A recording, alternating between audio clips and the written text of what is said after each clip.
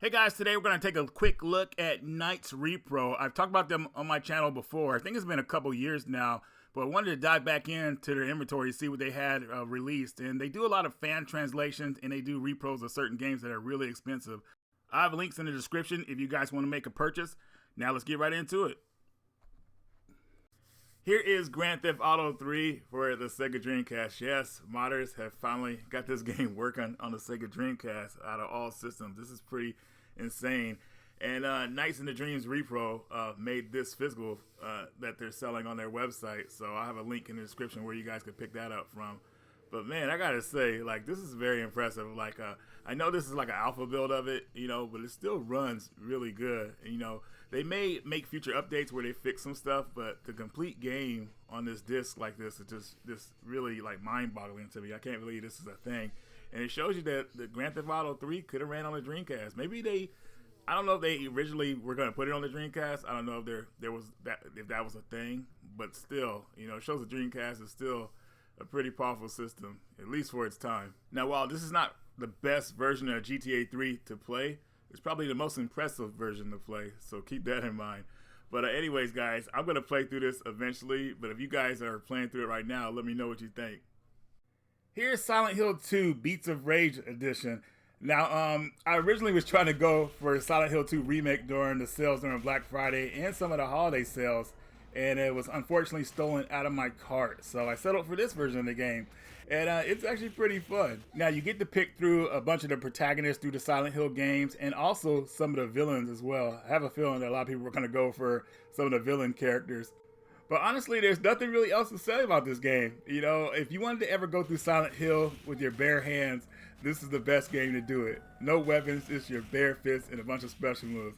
And it actually turns out it's pretty good. But yeah, sit down with a friend and try this one out.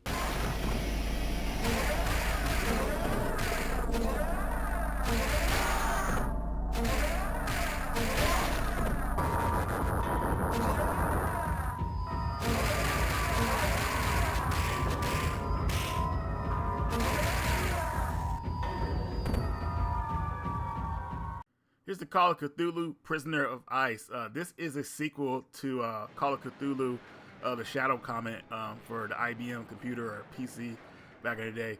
But anyways, this game came out for the Sega Saturn and PlayStation exclusively in Japan. But now it's been ported, well, translated in English. And I don't know if they used the PC version to kind of just transfer it over or just kind of like start over with certain dialogue, but with text, I would say. But anyways, this is a point-and-click adventure. It does have horror elements to it, but I'm not really sure if it's anything to really like scare anybody. It's like it'll kind of creep you out with certain situations, but it's actually a decent point-and-click adventure, and of course, it's got the voice acting in it as well. So I'm not sure how a lot of people feel about point-and-click games. You know, I feel like people are all over the place with them. It's kind of like a lost art in a way, but this one kind of reminds me. I think it's as good as Indiana Jones in the Last Crusade, the point-and-click adventure game, if anybody's played that. Here's the King of Fighters Nest Saga. So this consists of 5 games, so you get 5 discs in this collection. And as you can see, it looks pretty cool. Now, my favorite, I would say out of these, I know I'm going to get like heckled probably, but I really like 2000. Now, people are going to probably get mad and say 98, Reggie, but the 98 that's included in this version is the regular 98 Dream Match, not the new one that a lot of people know of today. But even so, I feel like 2000 had some really cool features in it. Dream Match, I feel like will be usually my second next to 2000. You never know, you know. It just depends how you're feeling with these games. But the 2000 game really just appealed to me at the time I played it. So definitely one of my favorites in this collection. Round 2, fight!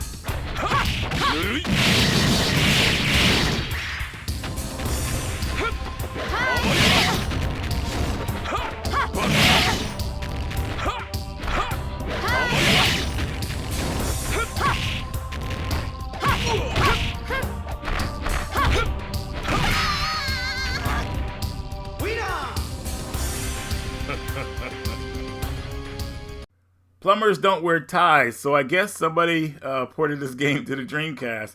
Now, I missed out on the Switch version and PS4 version that was released recently, but having this version is totally fine because this game There's not much to it at all. It's just, I don't know, it's just a bunch of silly choices.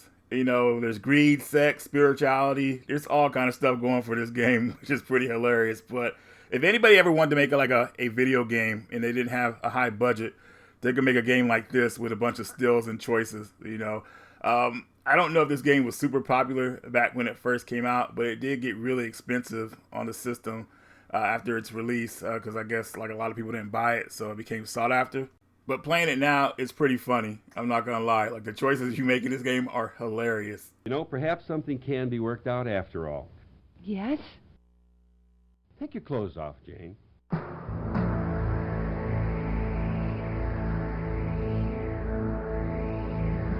beg your pardon? You know, we get at least 200 qualified applicants for every position here. It's those people who do that little extra thing. They're the ones who get ahead. Take my clothes off? You can't be serious. I'm not whistling Dixie, Jane. Now, if you're serious about this job, you'll follow my first directive and remove your clothing. Here? Now? Read my lips. No one told me about this part of the interview. I remember when I was just a little girl and I got lost in the park and I felt so alone. I couldn't find my daddy. He was nowhere around. No one was around. I just sat down and blew my little head off until... Take your damn clothes off!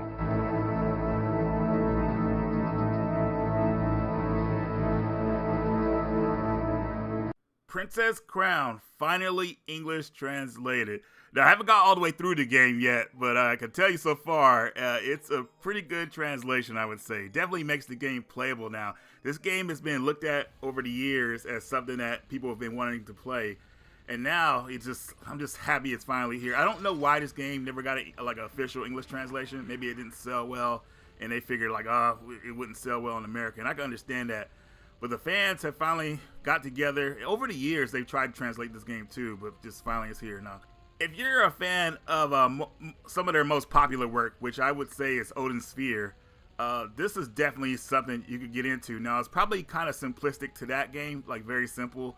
You know, you're not playing as multiple characters and everything like that, but still, to come back and play something like this, I think is truly awesome, especially if you want to kind of see the roots of where like Vanillaware kind of like started off, I guess. But I do want to say this, guys, this is a great time for video games, and a lot of people are putting these fan translations together and just kind of bringing the dream come true of a lot of games we wanted to play years ago. You know, it's finally coming true. A lot of games during COVID just got translated. Like, I remember that was a big deal. So a lot of people got to put in the work they've been wanting to do. But just remember, guys, the translation is not perfect, but it is definitely good enough to play through this game.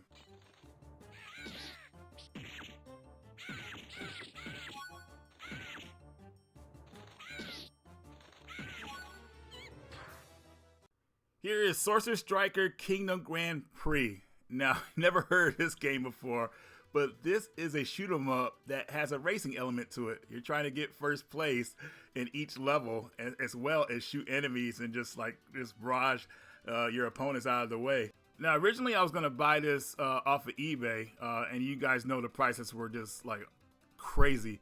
But finding out this version was out, this has English in it. But then come to find out that the original game actually had English in it, but it's non-accessible, but it's actually on the disc. So I thought that was pretty cool. But this version here already has the English unlocked for you, so it's ready to go. Nothing really crazy to say about this game. I mean, if you like shoot 'em up, it's definitely a must play. I mean, the whole element of adding a racing element to it is pretty cool. So I don't know if any other shoot 'em ups have done that. But definitely something that I'm enjoying right now. Also, you can play the game as a regular shoot 'em up. You don't have to race if you don't want to. There's an option for that. Just want to put that out there. But the whole element of this game being like different from others is the racing part. So just want to put that out there. Here's Evil Twin. This is a 3D platformer that I recognized came out on the PS2 in PAL territories. I had no idea it came out on the Dreamcast. Now, if you like 3D platformers, I don't know what to say to you here because some of the frame rate is kind of like iffy on certain parts of the game, and also too, like going over certain platforms, the game will start loading or whatever like that. If you get past that, I think this is a pretty decent game. It reminds me a lot of like a Child's Play just by the way it looks, but still, it's kind of like I don't want to say it's like a horror 3D platformer, but it's just got like more, I would say like creepy horror tones, I guess, to it. But it's a pretty solid platformer. I just think that the Dreamcast version is a little bit choppy, but maybe that's just how I feel about it. Let me know what you guys think.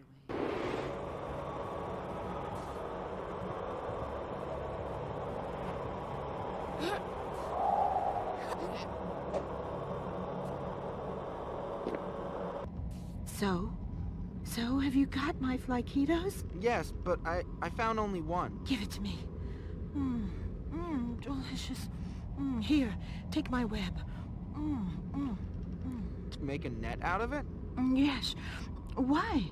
Does it bother you? No, it's just bizarre, that's all. Well, I mean to say, it keeps me busy. Some people do knitting. I make nets. Of course. How stupid of me. Here's Della Jet Set Radio. Now, I know a lot of you guys, especially from my era, love Jet Set Radio. I wasn't too in love with this game back in the day, but I have come to love it. This version of the game includes extras that were only in the PAL in America releases. Like, I think there's like a couple extra stages, more music, things like that. So this is pretty much the definitive version of the original game to play.